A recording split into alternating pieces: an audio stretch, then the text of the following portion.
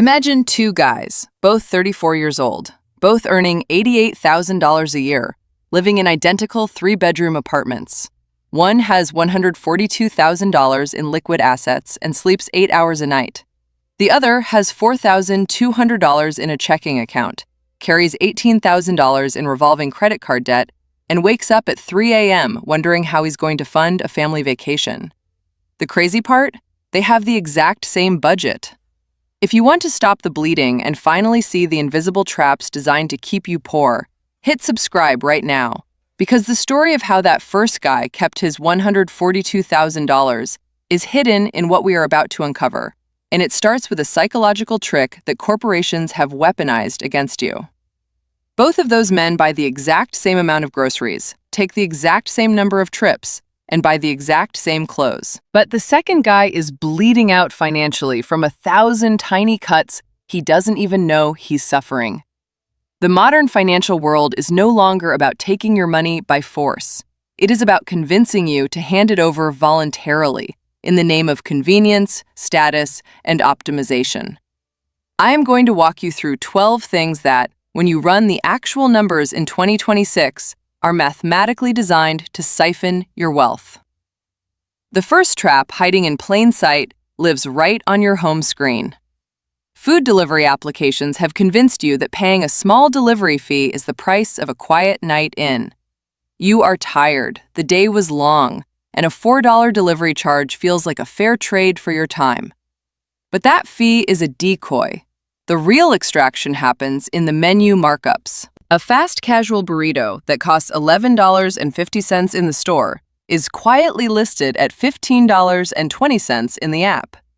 Add the service fee, the delivery fee, and the tip, and you are suddenly paying $26 for rice and beans wrapped in a tortilla.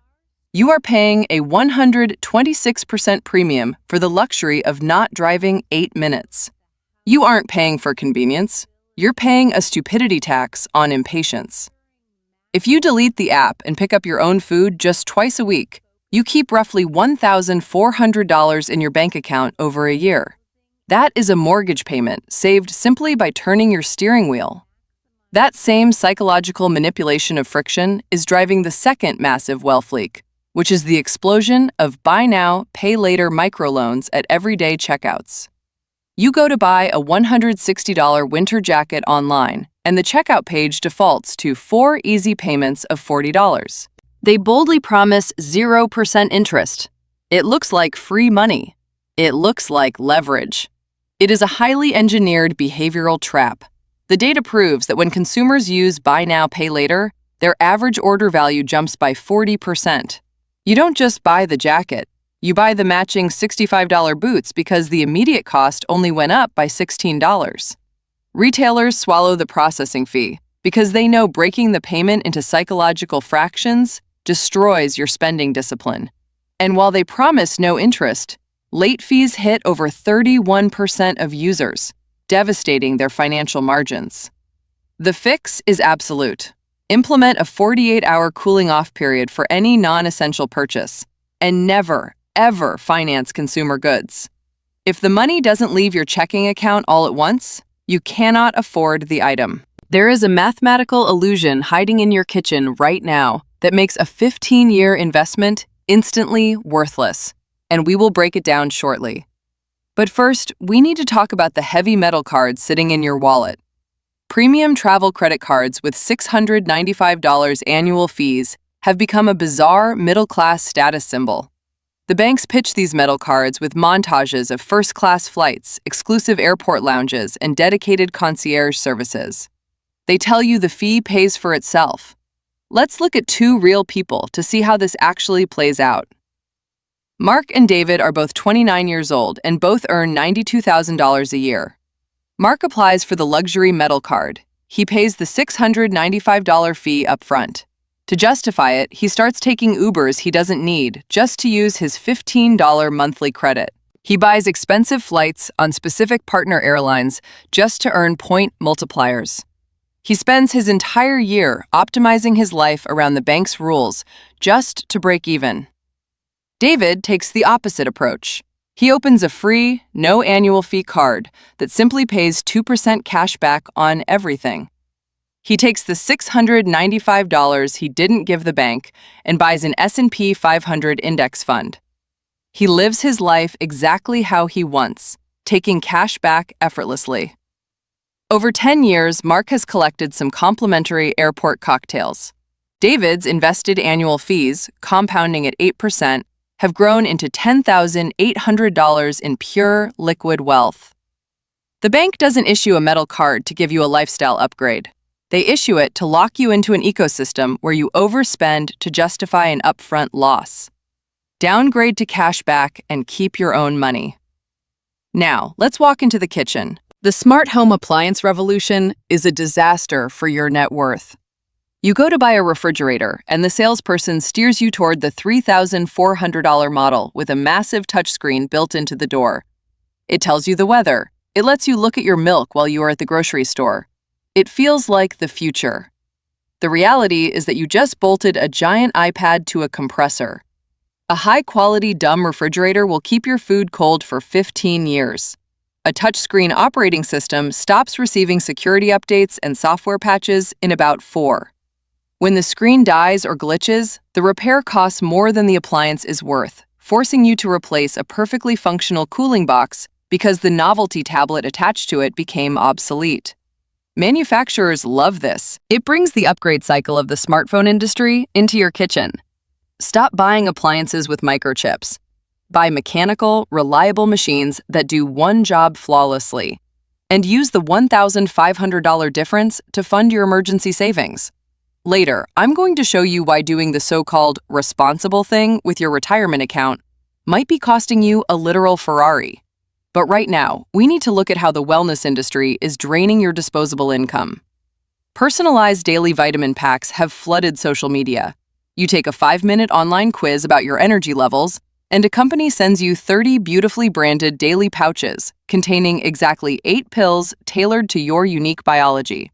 They charge you $65 a month for this optimization. It feels incredibly bespoke and scientifically advanced. It is a masterpiece of packaging masking a terrible financial reality. If you look at the actual ingredient labels, you are paying a massive premium for generic ascorbic acid, basic magnesium, and vitamin D. You can buy a year's supply of a high-quality, broad-spectrum multivitamin for $24 at a wholesale club. You are spending $780 a year for $24 worth of raw materials, just so you can open a cute paper packet every morning.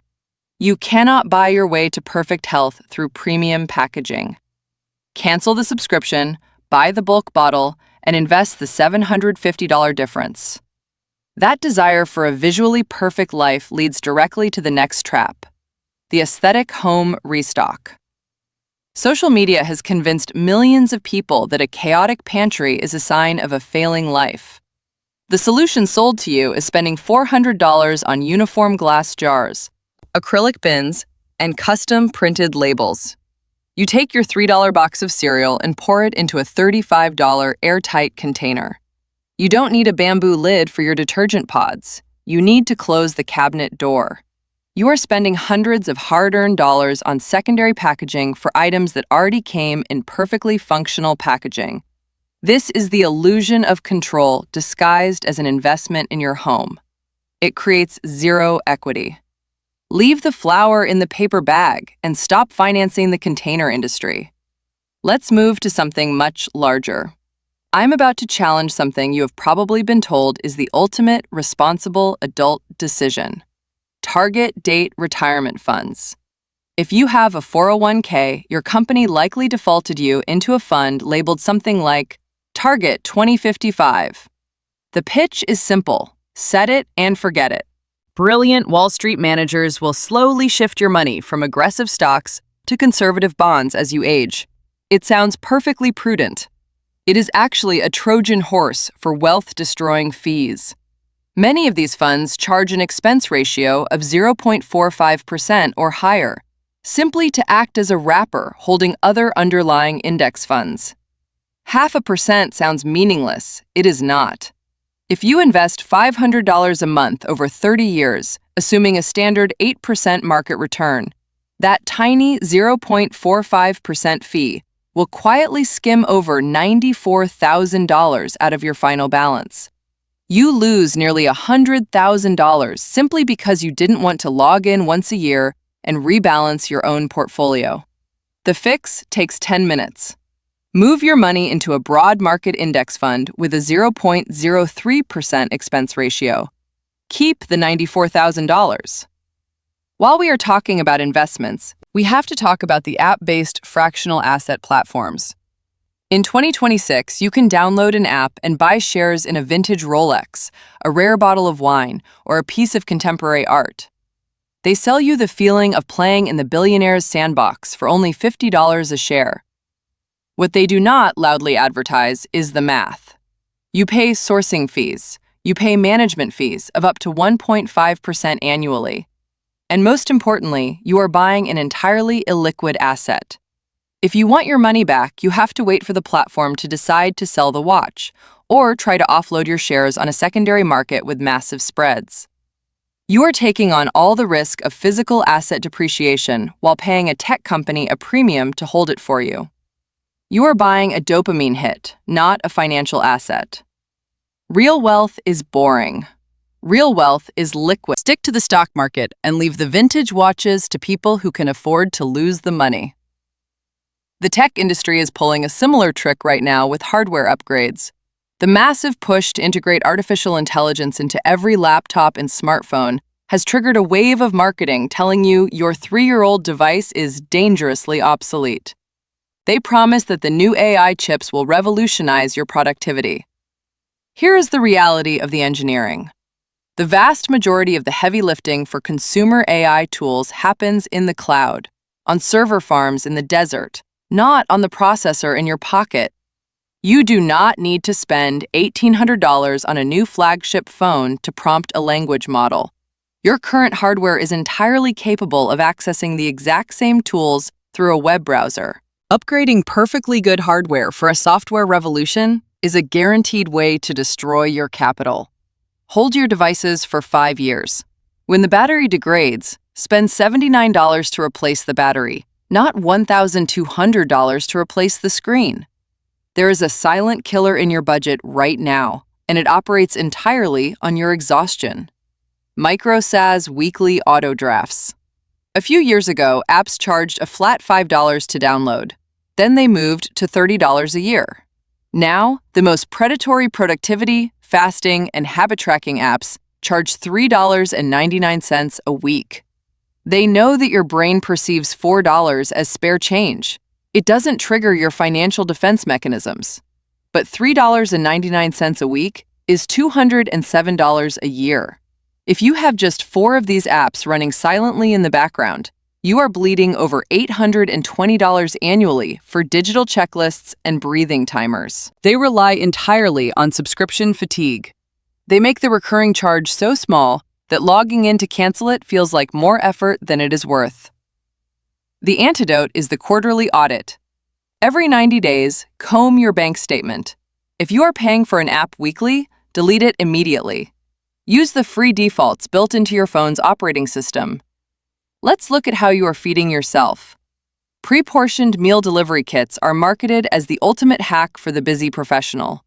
They send a beautiful box to your door with exactly 2 chicken breasts, a pre-measured tablespoon of soy sauce, and 4 carrots. They tell you it prevents food waste and saves you time. At $12 per serving, you're paying restaurant prices for the privilege of doing your own cooking and washing your own dishes. If you look at the raw ingredients in the box, you are receiving about $3.50 worth of standard groceries.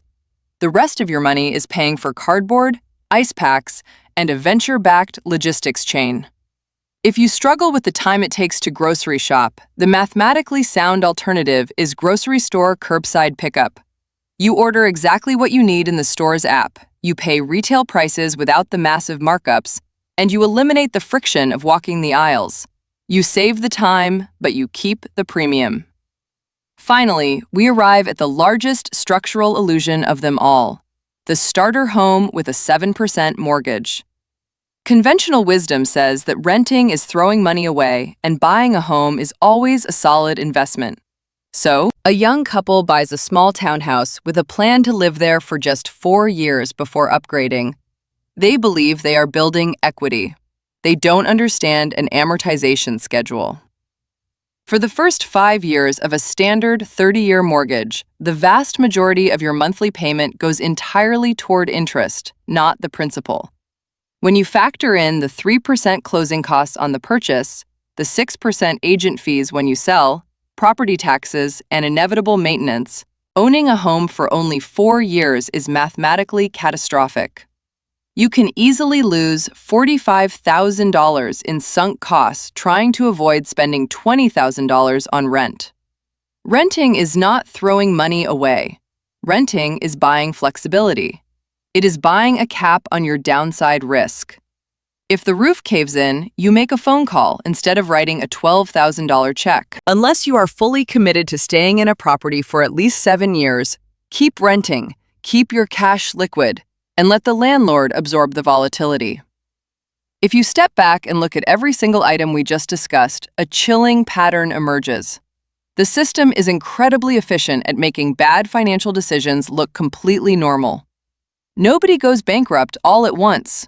They are slowly drained by a culture that prioritizes comfort over freedom, status over security, and what looks good over what actually builds wealth. Go back to those two 34-year-old men from the beginning. The reason one has $142,000 and the other is drowning in stress is not because of their paychecks. It is because the first man learned to look past the marketing. He stopped participating in transactions where someone else got rich off his desire for convenience. He recognized that every dollar he saved from a meaningless upgrade or a hidden markup was a dollar buying back his own future time. Wealth isn't about what you can afford to buy. It's about what you can afford to refuse. If this video gave you something most people will spend their whole life never figuring out, then you already know what kind of content lives on this channel. Hit subscribe and turn on the bell, because the next video might be the one that changes everything for you financially. Most people won't, but you're not most people.